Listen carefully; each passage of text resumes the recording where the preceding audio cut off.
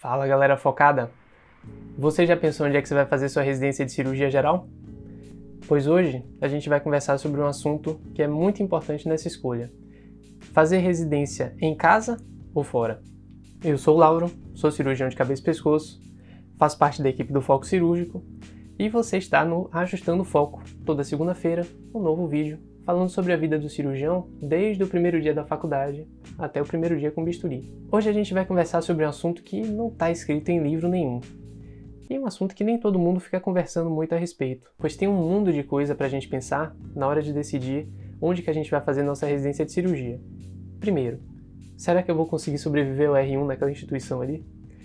Qual que é a melhor instituição para eu fazer minha residência? Qual que é a instituição mais famosa na especialidade que eu quero fazer minha sub, né? Onde que eu vou operar mais? Onde que eu tenho melhor formação acadêmica? Agora sim, para a gente organizar melhor nosso raciocínio, vamos começar pela pergunta básica, a pergunta que vai definir o rumo das outras perguntas, que é a seguinte: eu devo fazer minha residência fora ou em casa? Primeiro, para a gente aprofundar mais no tema, vamos partir do princípio que você é um residente decente e de que você não vai mandrakear na sua residência, né? Para começo de conversa, em qualquer lugar que você faça sua residência, duas coisas vão acontecer. Você vai começar a criar raízes naquele lugar, e dessas raízes que você cria, você vai começar a ter oportunidades de trabalho. Imagina você no seu primeiro dia de residência. Você chega lá no hospital, tem um monte de gente ali que você não conhece, provavelmente aqueles seus colegas R1s que estão ali também não conhecem muita gente, e aí você vai nesse primeiro momento fazer uma forte amizade ali com esse grupo de R1s, né, os seus colegas que estão entrando. Com o passar do tempo, você vai expandir esse ciclo de amizades. Você vai começar a fazer amizades com o seu R+, vai começar a fazer amizade com seus chefes, vai começar a fazer amizade com o pessoal da equipe multidisciplinar, né, com enfermeiro, com nutricionista, fisioterapeuta. E aquele ali vai formar uma grande rede ali de trabalho, né? Um grande network ali para vocês. A primeira coisa que vai acontecer quando você estiver já na residência é que esse grupo, né, essa rede de trabalho, as pessoas vão começar a te oferecer plantão. Isso é muito bom, né? É muito provável que na sua residência de cirurgia você precise dar um ou outro plantão para se manter, né? O mais comum é que isso aconteça. É muito difícil a gente passar a residência inteira sem dar um plantão sequer. E mais para frente, no futuro, né, essa mesma rede que você criou, algumas pessoas vão começar a te encaminhar paciente, vão começar a tirar dúvida sobre a especialidade que você está querendo fazer, o que você fez.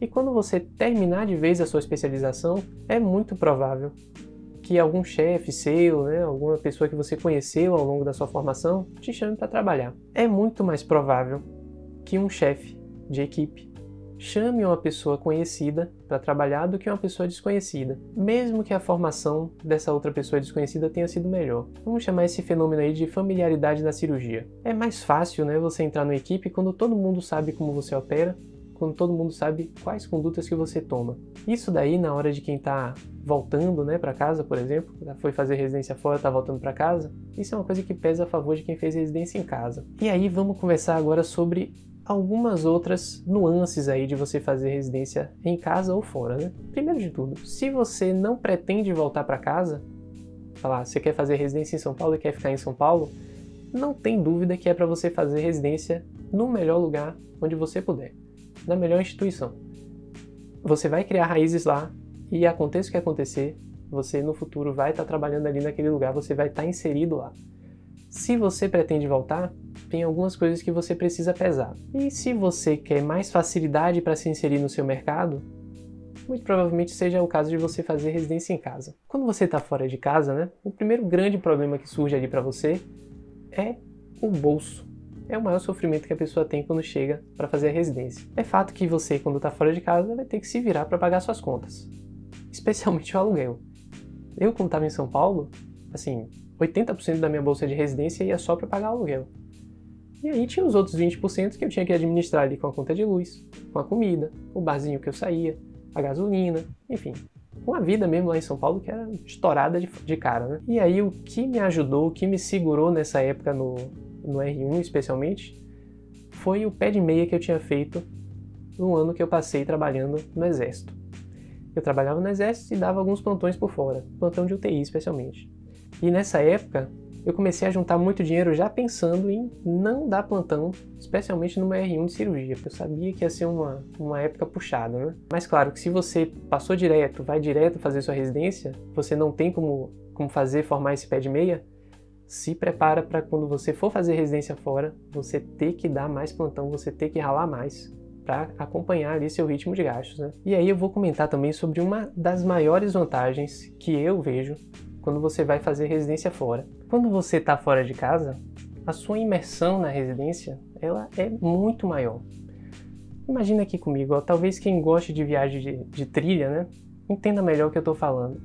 Quando você sai de sua casa, faz uma viagem para um lugar que você nem tem sinal de celular, a sua conexão com o lugar, né, com as pessoas que estão ali, a sua conexão com a sua própria viagem, ela vai ser muito maior do que você mantendo contato, né, com a sua casa, né, mantendo contato com as pessoas que estão, seus amigos, né, sua família e tal. E é mais ou menos isso que acontece quando você vai para São Paulo fazer residência. Você, quando está longe de sua família, longe de seus amigos, o hospital passa a ser a sua vida. Você se insere muito mais no hospital. E com isso você vai aprender muito mais coisa, né? O seu preparo vai ser muito maior. Agora também, em contrapartida, tem muita gente que nesse momento sofre um pouquinho com a distância dos familiares. Vamos imaginar aqui uma situação, né? Vai que por um milagre ali dos céus, né, você tá no seu R1 e de repente surge um domingo livre na sua rotina. Um milagre. Quando você tá no R1, é fato que você tá sempre devendo alguma coisa. Ou você tá devendo uma aula que você precisa preparar, ou você tá devendo um artigo que você precisa escrever, um assunto que você precisa estudar.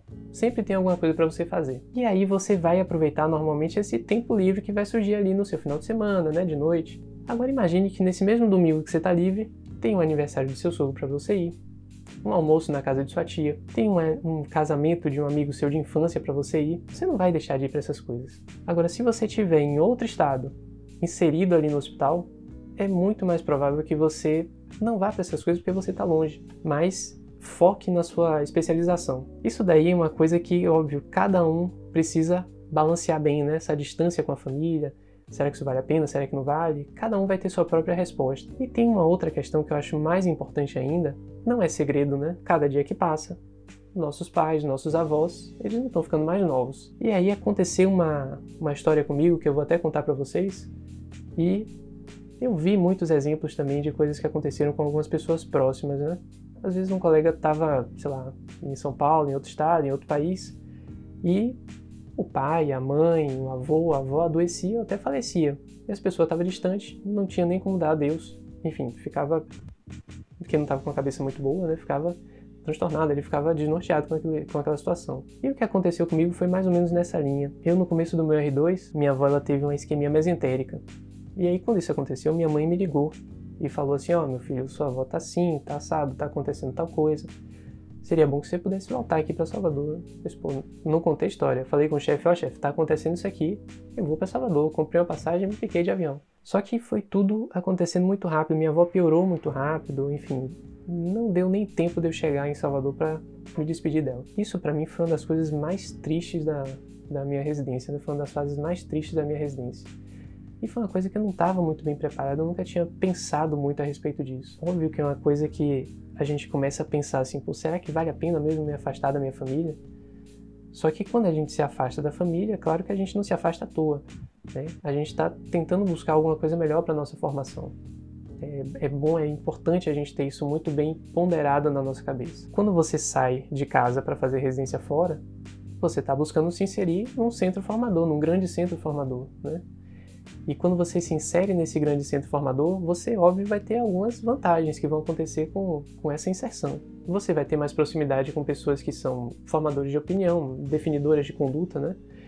Vou dar um exemplo aqui da cirurgia de cabeça e pescoço. Tem um cirurgião de cabeça e pescoço, o Kowalski, que, dependendo da pessoa que você pergunte, essa pessoa é provável até que diga que ele é o maior cirurgião de cabeça e pescoço do Brasil. Se você tivesse feito residência no AC Camargo alguns anos atrás, era esse cara que ia te orientar nas cirurgias. Você ia ter muita proximidade com um cara que é referência de projeção nacional. E de forma muito parecida, quando você faz residência num centro formador, num grande centro formador, você acaba que está perto de todos os eventos, né, congressos, aulas de projeção nacional. As coisas importantes que acontecem da sua especialidade vão acontecer nesse grande centro. A impressão que eu tinha quando eu estava em São Paulo é que todos os olhares estavam voltados para lá.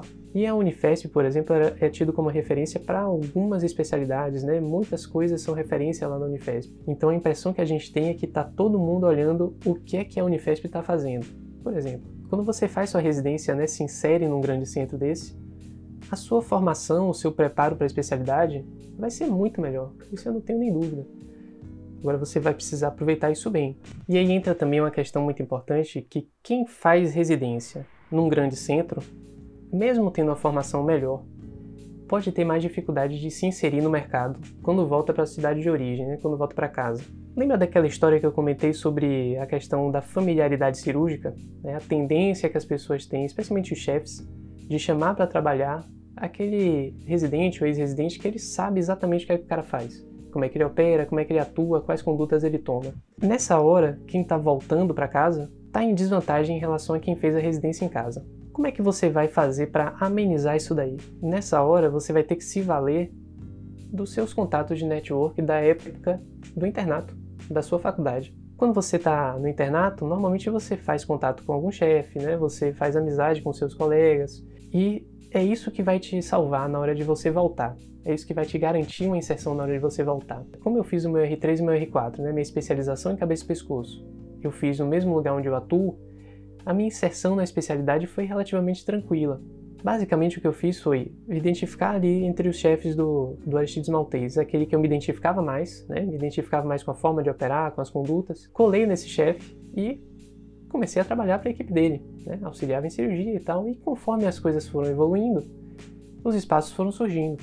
Comecei a ter meus próprios pacientes, colocar minhas próprias cirurgias, e é um processo todo muito natural, né? Muito suave. Para quem está voltando, isso é um pouco mais complicado, e eu senti bem essa dor quando eu terminei meu R2 e voltei para Salvador. No meu R2 lá em São Paulo, eu já dava plantão de cirurgia, eu tinha alguns espaços de trabalho lá legais, só que quando eu voltei para Salvador eu não tinha mais esses espaços. Eu não conhecia nenhum residente de cirurgia, não tinha ninguém que me passasse um plantão de cirurgia. O que me salvou nessa época foram os contatos que eu tinha da época do Exército. Foi o pessoal que eu trabalhava, que era colega de UTI, e aí conseguiram para mim alguns plantões de UTI. Nessa época eu comecei a dar plantão no UTI de trauma. E quem tem formação de cirurgião geral, especialmente lá em São Paulo, tem uma boa formação de trauma. E aí foi só lá para metade do meu R4 de cabeça e pescoço, né, o segundo ano da minha especialização, que eu comecei a dar plantão de cirurgia. E quem conseguiu esse plantão para mim foram justamente os colegas lá do Aristides Maltês. Lá tem cirurgião oncológico, né, mastologista, muita gente que tem base de formação em cirurgia geral, e foram justamente esses colegas que me ofereceram plantão, ou seja, meu networking salvando mais uma vez. Eu espero que esse falatório todo aqui tenha ajudado vocês na escolha entre fazer residência fora ou fazer residência em casa. E se você gostou desse conteúdo, compartilhe ele com um colega seu, se inscreva aqui no nosso canal, deixe seu curtir. Até a próxima, viu?